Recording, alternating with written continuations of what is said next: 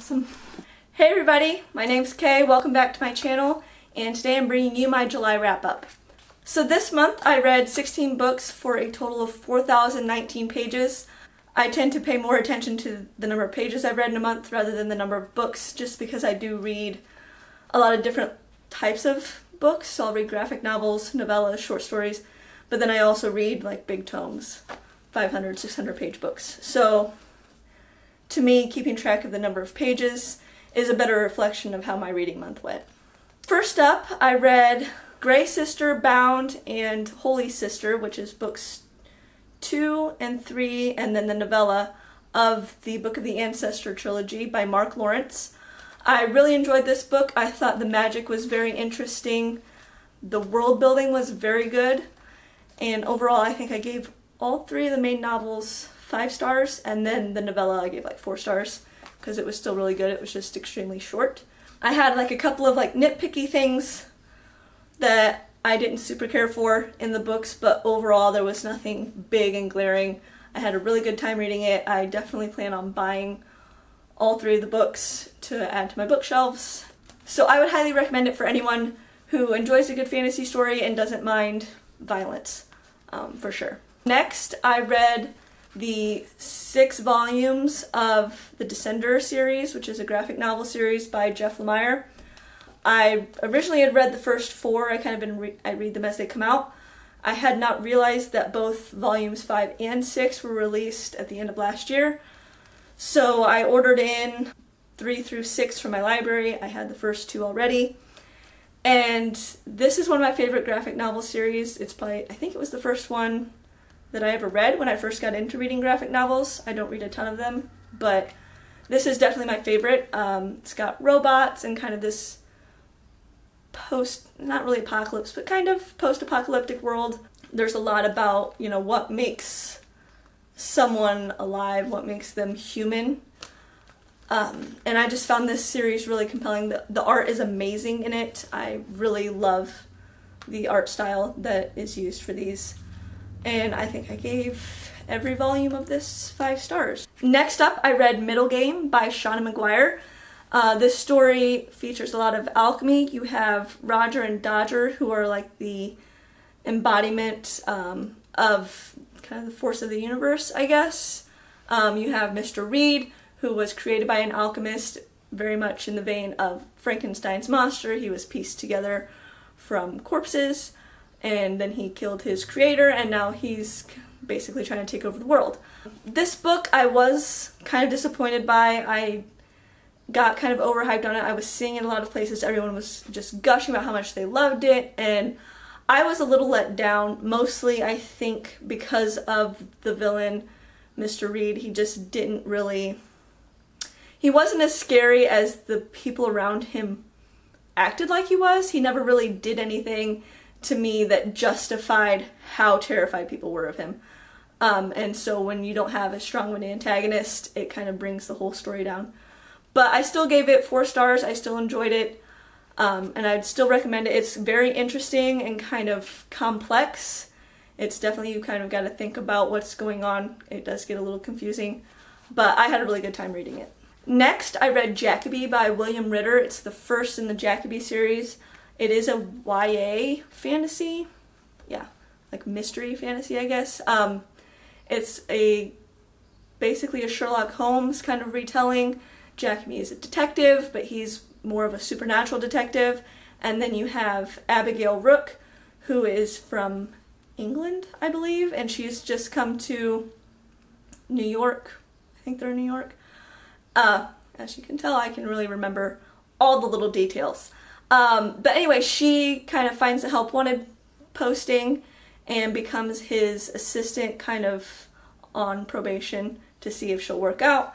They have to solve a murder. It involves fae creatures, which is super fun. There's like a banshee and all kinds of weird things that are mentioned and thrown in there.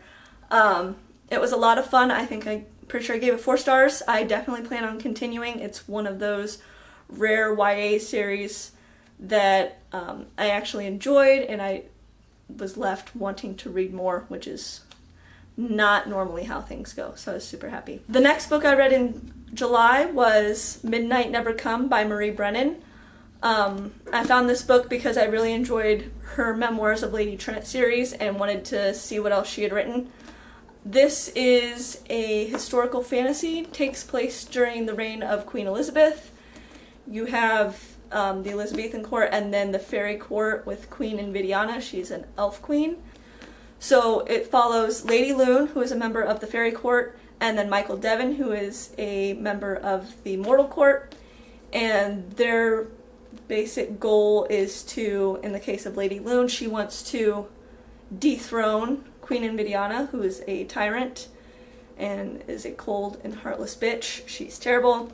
And then Michael Devon is trying to gain favor with Queen Elizabeth and ends up kind of taking on a side job with the Master of Spies, I believe, and figure out who the secret player is who is influencing Queen Elizabeth and has her ear, because no one seems to know.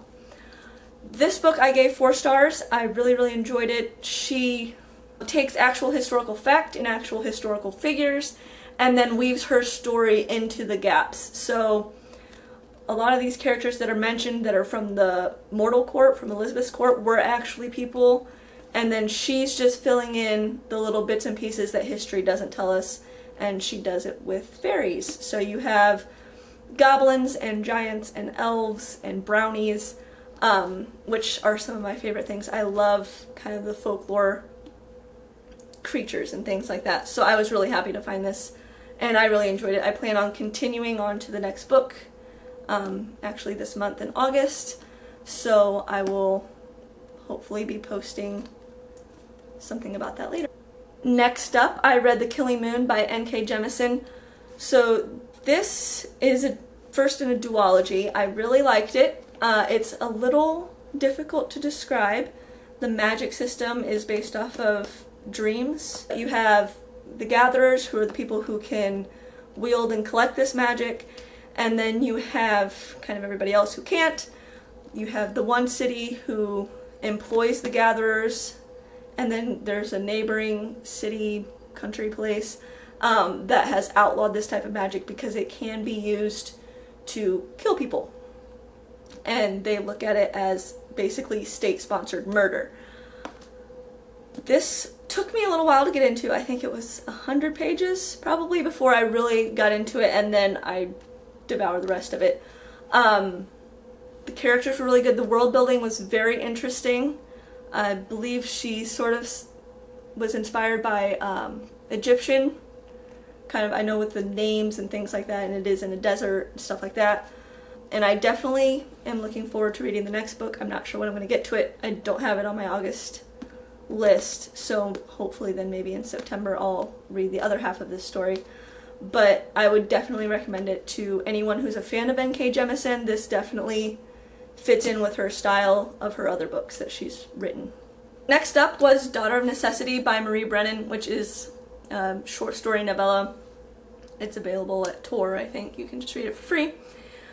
In short, it was kind of not really a retelling, but kind of a fill-in-the-gaps retelling of Odysseus' wife, whose name I don't know, from the Iliad, and why she was weaving and then unweaving her shroud every night. It was really quick. I mean, it wasn't like super in-depth story or anything, but it was really neat to see, once again, Marie Brennan kind of filling in the gaps of stories with her own ideas. Next I read Traitor's Blade. Traitor's Blade by Sebastian de Castell. This is the first in a series. This is the first book by him that I've read. I've kind of been seeing reviews and things for some of his books popping up here and there, so I thought I'd check it out. You have the Greatcoats, who are like, kind of remind me of the Musketeers almost. Maybe it's because the one uses like rapier things and whatever. Anyway, they're the good guys, but they've been disgraced. Their king was killed by the evil dukes, and there are 3 of them, and so they're trying to kind of bring honor back to their order.